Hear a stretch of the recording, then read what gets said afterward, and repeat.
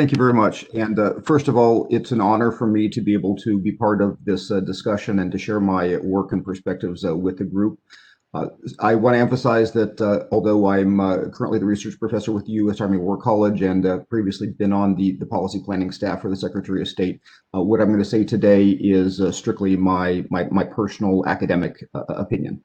Having said that, my what I hope to bring to the discussion really is from a Latin American perspective, taking a look at how China's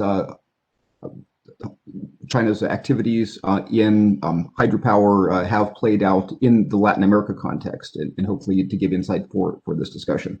But the broader context, of course, as the group has already alluded to, is China's own need both for hydropower and other clean energy internally, as well as to develop the capability of its international facing countries to build those types of capabilities in this strategically privileged sector. So what you see is, for example, in the PRC's 13th 5-year plan, a desire to go to an incredible 470 gigawatts of installed hydroelectric power by 2025, which averages approximately 18 gigawatts a year of new hydropower to bring on. So, of course, what we've talked about, this new massive dam project really is one among many, many different projects. And frankly, it's complemented by Chinese activities across the board in other areas such as wind, solar, nuclear, etc. So one of the issues, of course, is that China has a limited amount of hydropower potential in its own country. And so as it's gone out and looked at allies, you have, Belt and Road Initiative hydropower projects outside of China as well. And frankly, other projects which are not directly contributing to the Chinese power grid, but contributing to the work and technical knowledge of its companies. So when we talk about Latin America, we're really talking about that category. But overall, one recent estimate is about 320 plus overseas projects that the Chinese companies have, representing about 81 gigawatts of installed capacity in 68 different countries to date. So of that, Latin America is relatively a modest quantity. I track 18 major hydropower projects in Latin America. Some of the big actors, of course, are Sino-Hydro and the Gazuba group in Latin America, but certainly not the only ones. But as China looks abroad, what it finds is a number of different obstacles. And so whereas Chinese companies have a certain amount of latitude, as you've already alluded to, in doing these projects in China, as it has to deal with foreign governments and foreign soil, there are, especially in democracies, it has restrictions in access to land, dealing with local communities, environmental complications, labor, etc. So in Latin America and the Caribbean, what you see is that, first of all, it's a mixture. It's not just building facilities, but also China, as it's acquired different electricity generation and transmission capabilities, has acquired and it's had to manage hydro facilities. Usually this turns out better for China than the process of building and constructing. But in general, these projects, especially when they're built, end up leveraging the financing of Chinese policy banks, as well as the use of Chinese construction companies, workers, and equipment. Oftentimes, also, it's not just a question of generation, but also transmission. Sometimes solely a question of transmission, as we'll see in Brazil's Belo Monte Dam project.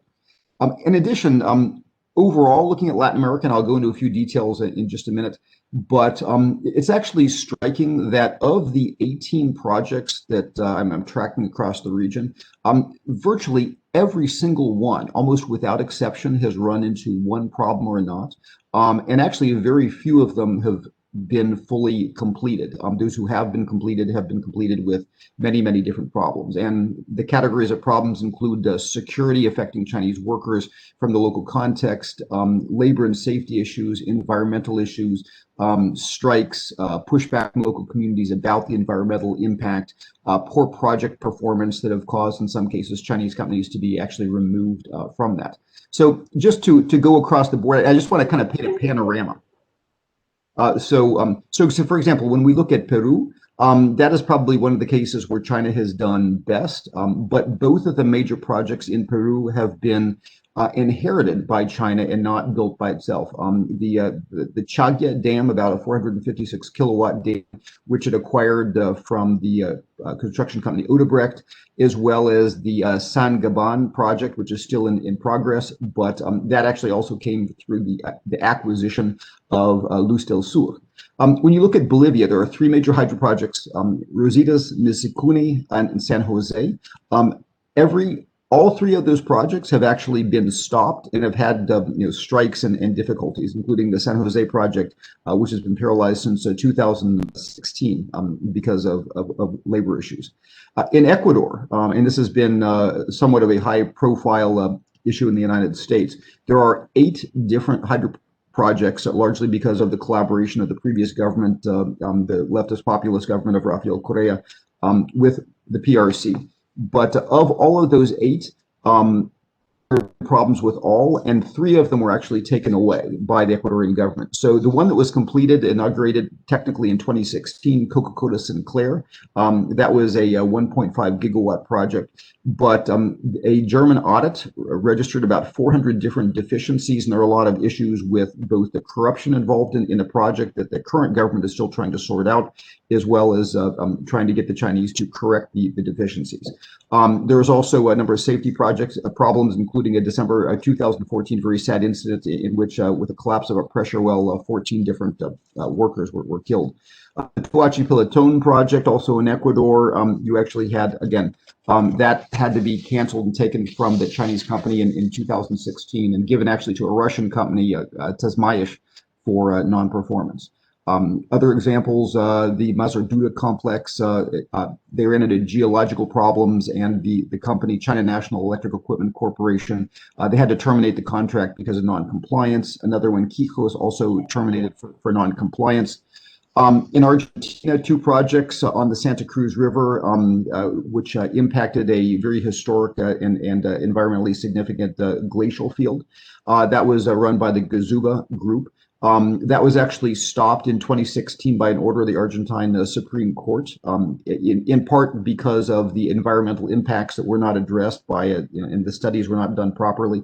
Also, it turned out that the local partner, because these are often dealing with local partners, Electra Energia, the head of that was implicated in a bribery and corruption case, something called the Cuadernos case in Argentina.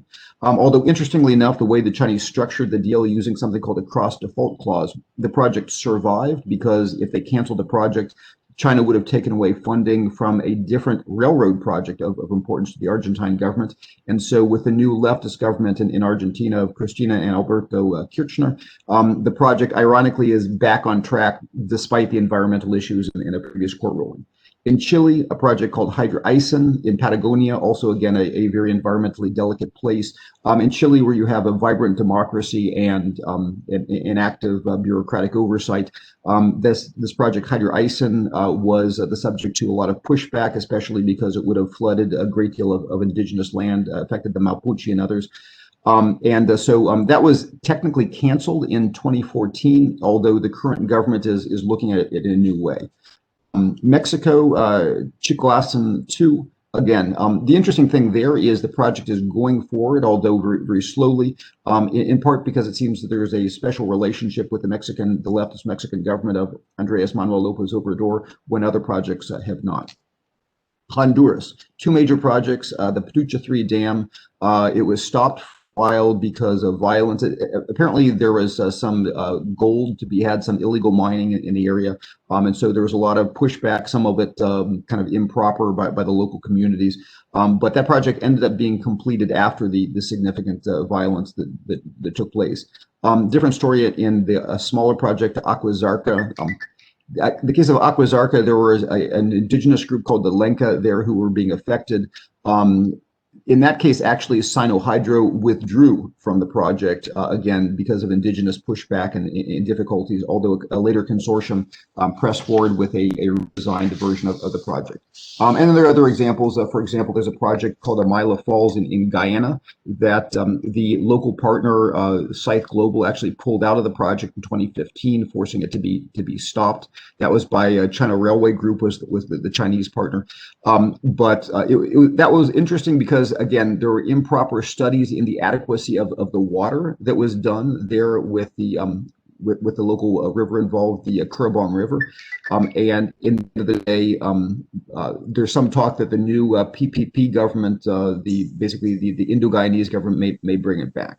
So again, just some details, but it's striking that across the board, it's almost impossible to find a project in Latin America that the Chinese companies have been working that have not had one type of problem or another, and actually very few that have been successfully completed, in part because of the democratic context in which they're trying to do that work. So thank you very much for the opportunity to share, and I look forward to the questions and answers.